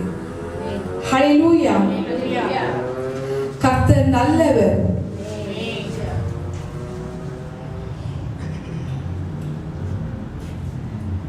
நம்ம எல்லாருமே ஜெபம் செய்கிறோம். சோ ஏராளமான மக்கள் அவரை போல நம்ம மாறணுன்றதுக்காகத்தான் அவரோட ஆசை விருப்பம் எல்லாமே. என்ஜிபிஎச் பிள்ளைகள் வந்திருக்கிற அத்தனை பேரும் வாரியர்ஸ், எல்லாருமே சீஷர்கள், எல்லாருமே இது போல மாறணுன்றது அவரோட விருப்பமாக இருக்கு. எதற்காக அவர் தம்முடைய ஆவியை தருகிறார்? அந்த ஆவியை கொடுத்தக்குள்ள நம்ம அடுத்தவங்களுக்கு அந்த சுவிசேஷத்தை தெரியப்படுத்தி அவங்களுக்கும் அந்த பிரச்சனையிலிருந்து விடுதலை ஆக்கணும்ன்ற ஒரு காரணத்துக்காகத்தான் புதிய ஆவியை சீஷர்களுக்கு கொடுத்துடுறாரு. சீஷர்கள் கொடுக்கிறாரு. அதன் மூலமா அந்த காலத்துல அக்னி கொண்டு கொடுக்கிறாரு. ஒரே நாள்ல 3000 பேர் ரட்சிக்கப்பட்டார்கள். அதனாலதான் இதுக்காக தான் அவர் புதிய ஆவியை கொடுக்கிறார். என் மக்கள் வாழணும். அப்போ நம்ம ஒரு கருவியாக பயன்படணுன்றதுக்காகத்தான் தேவன் ஆவியா இருக்கிற கர்த்தர் அந்த புது ஆவியை நம்ம கொடுக்கிறார். அந்த ஆவியை நம்ம பயன்படுத்தணும், தெரியப்படுத்துறார். அநேக புறஜாதிகளுக்கு அந்த வரம் கிரியை செய்யணும். இயேசு உயிரோடு இருக்கிறார், கிரியை செய்கிறார். எந்த மாதிரி கஷ்டம் இருந்தாலும் அதுக்கு சொல்யூஷன் இருக்கு, நிச்சயமாக விடுதலை இருக்குன்னு சொல்லிட்டுதான் நம்மளோட கடமை. சோ இப்படிதான் இருக்கணும்னு தேவன் தெரியப்படுறார். அதனால்தான் அவருடைய ஆவியை நம்ம கொடுக்கிறாரு. எதுக்குன்னா நாம் மறுரூபம் அடைவதற்காக தெரியப்படுத்துறார். நாம் மறுரூபம் அடைவதற்கு, அவருடைய ஆவினால் நிரப்புவதற்காக, அவரை போல மாறுவதற்காகத்தான் தெரியப்படுத்துறார். கலாத்தியர் 6:17 படி பவுலடிகள் சொல்றார், நான் கிறிஸ்துவின் அச்சடியாளங்களை என் சரீரத்தில் தரித்திருக்கிறேன், இனி ஒருவனும் என்னை வேதனை படுத்தாதிருப்பீர்களாக அப்படின்னு தெரியப்படுத்துறாரு. வேதனை படுத்தாதீர்கள் அப்படின்னு சொல்றாரு. சோ பவுலை போல நம்ம எல்லாருமே அவர் போல மாறணும்னு தெரியப்படுத்துறாரு. பவுலை போல நம்ம கிறிஸ்துவின் அச்சடியாளங்கள் தரித்திருக்கிறதுனால பவுலை போல எல்லாருமே மாறணும்னு தேவ ஆவியானவர் தெரியப்படுத்துறாரு. அதனால்தான் தம்முடைய ஆவினால் அவர் நம்மை நிரப்புகிறாருன்னு தேவ ஆவியானவர் தெரியப்படுத்துறார். சங்கீதம் சாம்ஸ் 111:4, சாம்ஸ் 111:4, அவர் தம்முடைய அதிசயமான செயல்களை நினைவு கூறும்படி செய்தார், கர்த்தர் இரக்கமும் மனதுருக்கமும் உள்ளவர் அப்படின்னு தெரியப்படுத்துறாரு. சோ தேவன் இரக்கமும் மனதுருக்கமாக இருக்கிறது போலவே மனுஷனும் இருக்கணும் தெரியப்படுத்துறார். அந்த மனுஷனும் இருக்கணும்ன்றது அவரோட ஆசையா இருந்ததுனால சங்கீதம் 112:4 நம்ம தான் அந்த மனுஷர்கள். அதே இரக்கம் அதே மனதுருக்கம் நமக்கும் அவர் தந்திருக்கிறன்னு தெரியப்படுத்துறாரு. அப்போ அங்கே நம்மை பார்த்து தேவ ஆவியானவர் தெரியப்படுத்துறாரு, செம்மையானவர்களுக்கு இருளிலே வெளிச்சம் உதிக்கும், அவன் இரக்கமும் மனதுருக்கமும் நீதியும் உள்ளவன். அப்ப நம்ம தான் அது. எப்படி பிதா இரக்கமும் மனதுருக்கமாக இருக்கிறாரோ, இண்டிவிஜுவலாக எலிசபெத் நீங்க, மர்லின் நீங்க, எல்லாம் ஒவ்வொருத்தரும், ராஜலட்சுமி, ஃப்ளோரா ஆண்டி எல்லாருமே ஒவ்வொருத்தரும் மனதுருக்கம் உள்ளவர். நீயும் எல்லாமே, எல்லா பேர் சொல்லனா கோச்சுக்க கூடாது. எல்லாருமே ஒவ்வொருத்தரும் இண்டிவிஜுவலாக எப்படி கர்த்தர் இரக்கமும் மனதுருக்கம் உள்ளவர். முத்து நீங்களும் நீயும் கூட இரக்கமும் மனதுருக்கம் உள்ள மனிதன். நீங்க தாராளமா தைரியமாக இந்த வார்த்தையை கிளைம் பண்ணிக்கலாம். செம்மையானவர்கள் இருளிலே வெளிச்சம், செம்மையானவர்களுக்கு இருளிலே வெளிச்சம் உதிக்கும், அவன் இரக்கமும் மனதுருக்கமும் நீதியும் உள்ளவன். நம்மை பார்த்து தேவன் இந்த காரியத்தை தெரியப்படுத்துறார். ஹல்லேலூயா, கர்த்தரின் பரிசுத்த நாமத்துக்கு ஸ்தோத்திரம். சோ இருளிலே வெளிச்சம் உதிக்கும், அதே இரக்கம் அதே மனதுருக்கம் நம்மளுடைய வாழ்க்கையில் நுழையும் போது அவரை போல நம்மை மாத்துகிறாரா? இதற்காக தான் தம்முடைய ஆவியை அவர் தருகிறார். இந்த ஆவியா இருக்கிற கர்த்தர். ஹல்லேலூயா, கர்த்தரின் பரிசுத்த நாமத்துக்கு ஸ்தோத்திரம். அவரை பார்க்க முடியுமா? கண்டிப்பா முடியும். முழு இருதயத்தோடு நீங்க தேடினால் நிச்சயமாக கண்டுபிடிப்பீர்கள் என்று சொல்லி இருக்கிறார் இல்லையா? ஜெரமியா 29:13 அவர்தான் நம்மளுடைய தேவையாக இருக்க வேண்டும். அவர் நம்மளுடைய வாழ்க்கையில் வந்தால் போதும், நம்மளுடைய வாழ்க்கை அவருடைய வாழ்க்கை போல மாறும், நம்மளுடைய சுபாவம் அவருடைய சுபாவத்தை போல மாறும், நம்மிலிருந்து மனதுருக்கமும் இரக்கமும் பாய்ந்து செல்லும். நாம் மற்றவர்களுக்கு ஆசீர்வாதமாக ஒரு கருவியாக மாற முடியும் தெரியப்படுத்துறார். நம்ம எல்லாருமே மற்றவர்களுக்கு ஒரு ஆசீர்வாதமான ஒரு கருவியாக தான் இருக்கணும் அப்படின்னு தேவ ஆவியானவர் தெரியப்படுத்துறார். அதனால்தான் இந்த புதிய ஆவியை நமக்கு தந்திருக்கிறார். ஹல்லேலூயா. அந்த ஆவியா இருக்கிற கர்த்தர் இந்த புதிய ஆவியை நமக்கு தருகிறார். ஹல்லேலூயா. கர்த்தரின் பரிசுத்த நாமத்துக்கு ஸ்தோத்திரம்.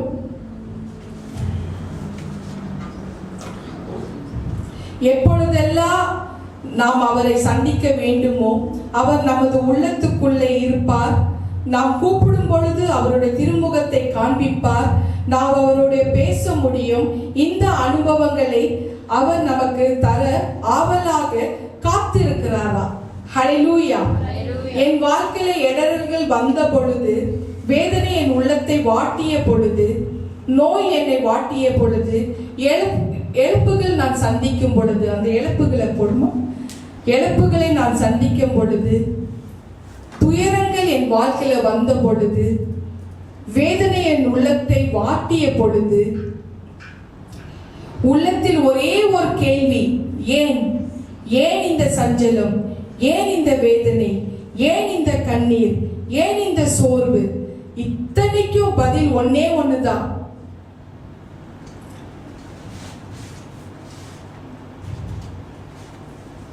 அந்த தேவன் அநேகருக்கு ஒரு சாட்சியாக என்னை நிக்க வேண்டும்ன்றதுக்காகத்தான் இத்தனை காரியம் செய்து நான் இழந்து போன அத்தனையும் எனக்கு கொடுக்க ஆரம்பிச்சிட்டார். 2 குழந்தைகளை தான் இழந்தேன், 2000 குழந்தைகளை கொடுத்துட்டார். ஒரு ஆவிக்குரிய தாயாக கொடுத்துட்டார்.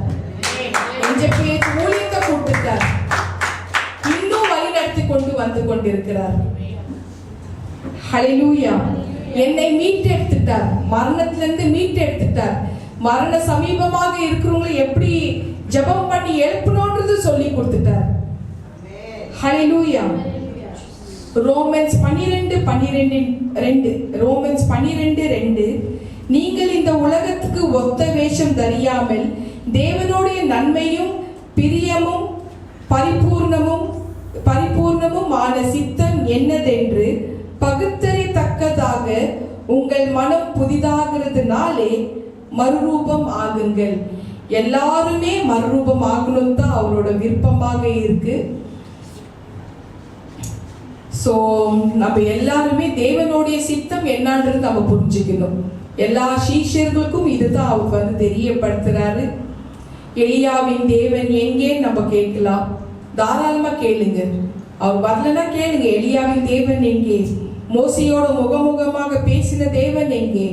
ஏனோக்கோட சஞ்சாரம் பண்ண தேவன் எங்கே? நோவாவோட சஞ்சாரம் பண்ண தேவன் எங்கே? ஆபிரகாமோட சிநேகிதனாக பேசின தேவன் எங்கே? தாவீதை கண்டு இவன் என் இருதயத்துக்கு ஏற்றவன் என்று சொன்னாரே அந்த தேவன் எங்க? அவரை நான் பார்க்கணும். நம்மளுடைய உள்ளத்தை அதிகமாக தேவ ஆவியானவர் தெரியப்படுத்துறாரு. நம்மளுடைய உள்ளத்தை வீணான காரியங்களுக்காக செலவிடுகிறோம். தேவனால் நிறைந்த, தேவனுடைய அன்பினால, மனதுருக்கத்தின் ஆவினால நிறைந்த, மற்றவர்களுக்கு பயனுள்ள ஒரு கருவியாக மாற வேண்டும் என்ற எண்ணம் இல்லாமல் போய்விட்டது. அந்த எண்ணம் வேணும்னு தெரியப்படுத்துறாரு. சின்ன காரியங்களை பயன்படுத்தி வீணாக சண்டைகளை, சச்சரவுகளை பேசி, மற்றவர்களோட மனதை புண்படுத்தி, மற்றவர்களை கேவலமாக பேசி, நான் தான் நல்லவன், நான் தான் நல்லவன் என்று அந்த எண்ணம், தலகணம், நான் தான் கெட்டிகாரன், நான் தான் கெட்டிகாரி, அந்த எண்ணமே நம்மளோட உள்ளத்தில் அதிகமாக இருக்கு. அதனால எஞ்ச பேச்சு பிள்ளைகளை பார்த்து தேவ ஆவியானவர் தெரியப்படுத்துறாரு, இந்த எண்ணங்களை மறந்து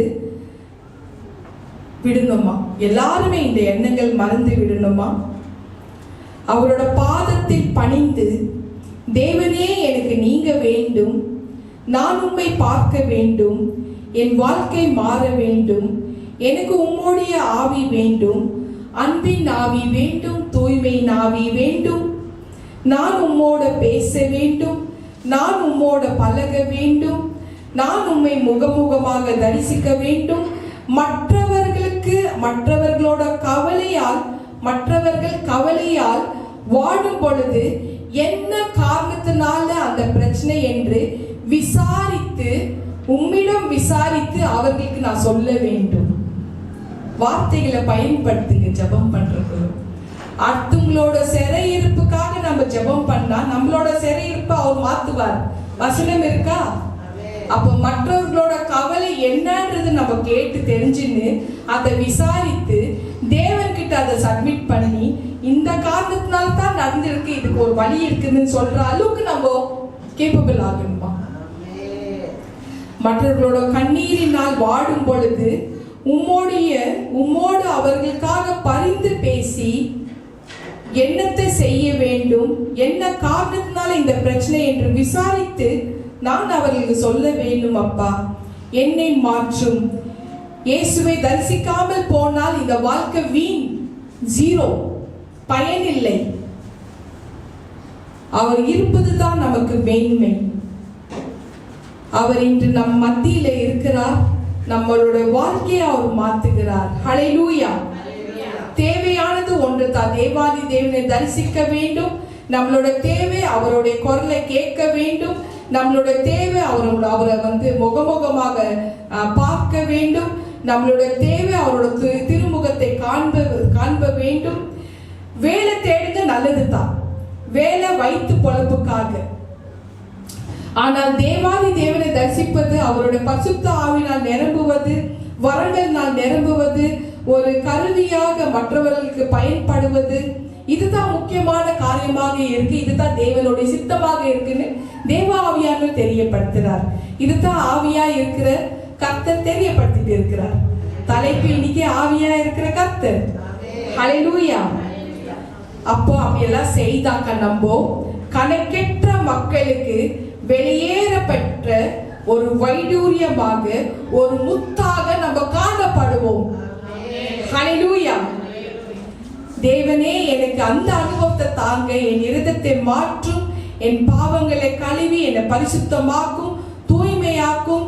நான் உம்மை தரிசிக்க வேண்டும். நான் உம்மை கண்டுபிடித்து என் இருதயத்துல இருக்கிறது அத்தனையும் உங்களுக்கு நான் தெரியப்படுத்தி என்ன பரிசுத்தமாக்கி கொள்ள வேண்டும். நம்ம சொல்றக்குள்ளோ அவர் வாக்கு தவறவே மாட்டார். அவர் என்னை தேடுனா கண்டுபிடிப்பீர்கள் சொன்னார் இல்ல, வாக்கு தவற மாட்டார், பொய் சொல்ல மாட்டார். என் குறைகளை அக்கிரமங்களை மன்னியும்னா கண்டிப்பா மன்னிச்சே திருப்பார். ஹல்லேலூயா. இவர்தான் அந்த ஆவியா இருக்கிற கர்த்தர். நம்ம ஒரு கருவியாக இருப்போம். நம்ம தேவனுக்கு ஒரு பட்டயம் போல, நம்மளுக்கு வேத புக்கு நம்மளுக்கு ஒரு பட்டயம் இல்லையா, அந்த பட்டயம் நம்மளுக்கு கொடுத்துட்டாக்க நம்ம பட்டயம் ஆயிடுவோம். கேடகமும் பட்டயம் நம்ம தான் இல்லையா? நம்ம ஒரு பட்டயம். பட்டயத்தை யாருன்னா துஷ்டர்கள் தொட முடியுமா? தொட்ட என்ன ஆகும்? ஒரு கத்தியை தொட்ட என்ன ஆகும்? அக்னி தொட்டா எரிச்சிடுறாரு. நம்ம பட்டயமாக இருக்கணும். நம்ம பட்டயமாக இருந்து வார்த்தைகள், அவரோட வாக்கு பட்டயம் நமக்கு, தேவனுடைய வாக்கு. நம்ம யாராவது நெருங்க முடியுமா? தொட முடியுமா? ஒரு குட்டி ஸ்டோரி சொல்றேன், ஒரு குட்டி கதை சொல்றேன். ஒரு பாம்பு கிச்சனுக்குள்ள நுழைஞ்சிருச்சு. கிச்சன் சமையல் அறையில நுழைஞ்சிருச்சு. நுழைஞ்ச உடனே அங்க ஒரு கத்தி இருக்கு. கத்தியில லேசா கீறிடுச்சு, உடம்புல கீறிடுச்சு, உடம்புல கீறல் வந்துடுச்சு. அப்படியே திரும்பி மொர்ச்சி அந்த கத்தியை பார்த்து மொர்ச்சி சொல்லிச்சா, என்னையா கீற நீ, இரு உன்னை பண்றேன்னு சொல்லிட்டு மொர்ச்சி பார்த்து அந்த கத்தியை ஒரு போடு அப்படியே பொட்டுன்னு போட்டுச்சான். வாய் கிழிஞ்சிச்சா. ஏன் வாய் வேற கிழிக்கிறியா நீ அப்படின்னு சொல்லி அந்த கத்தியை அப்படியே கட்டி புடிச்சு அந்த கத்தியோட சண்டை போட்டு துண்டு துண்டாயிடுச்சா. நீ யார்கிட்ட சண்டை போடுற இல்லையா? அந்த அறிவே இல்லை துஷ்டருக்கு. சோ நம்ம பட்டியம் போல கத்தி போல இருக்கணும். ஒன்னும் அசைக்க முடியாது. அப்படி அசைச்சா என்ன ஆகும்? துண்டு துண்டா ஆகுறது யாரு? அந்த பாம்பு துண்டு துண்டாய் காணாம போயிடுச்சு. இன்ன வரைக்கும் இங்க பட்டியத்தாகத்தான் நிக்க வச்சிருக்கார், கத்தியாத்தான் நம்மள நிக்க வச்சிருக்கிறார். எஞ்ச பேச்சு பிள்ளைகளை அக்னி போல கத்தி போல நிக்க வச்சிருக்கிறார். இதை காதுள்ளவன் கேட்க கடவர்கள். கர்த்தரின் பரிசுத்த நாமத்துக்கு ஸ்தோத்திரம். Piece be with you all. உங்களுக்கு சமாதானம் உண்டாகட்டும். Piece be with you all. எல்லாரும் எழுந்து நின்று கர்த்தர் நமக்கு சொல்லி கொடுத்த ஜெபத்தை நாம் சொல்லுவோம். For yours is the kingdom and the power and the glory forever. உட்காருவோம். எல்லாரும் உங்களோட அன்பு காணிக்கைகளை கையில் எடுத்துக்கங்க. நீங்க கொடுக்கிற காணிக்கைகள் 30, 60, 100 ஆகும்படியாக கர்த்தர் உங்களை ஆசீர்வதிப்பார். ஹல்லேலூயா. உம்மோடு இருக்கணுமே ஐயா, உம்மை போல் மாறணுமே. உம்மோடு இருக்கணுமே ஐயா, உம்மை போல் மாறணுமே. உலகின் ஒளியாய் மலை மேல் அமர்ந்து வெளிச்சம் கொடுக்கணுமே, வெளிச்சம் கொடுக்கணுமே. உம்மோடு இருக்கணுமே ஐயா, உம்மை போல் மாறணுமே.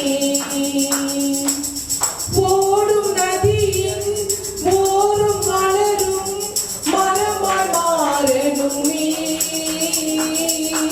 ஓடும் நதியின் ஓரும் மலரும் மரமாய் மாறணுமே. எல்லா நாளும் இலைகளோடு கனிகள் கொடுக்கணுமே. எல்லா நாளும் இலைகளோடு கனிகள் கொடுக்கணுமே. உம்மோடு இருக்கணுமே ஐயா, உம்மை போல் மாறணுமே. உலக பெருமை இன்பமெல்லாம் குப்பையாய் மாறணுமே. உலக பெருமை இன்பமெல்லாம் குப்பையாய் மாறணுமே.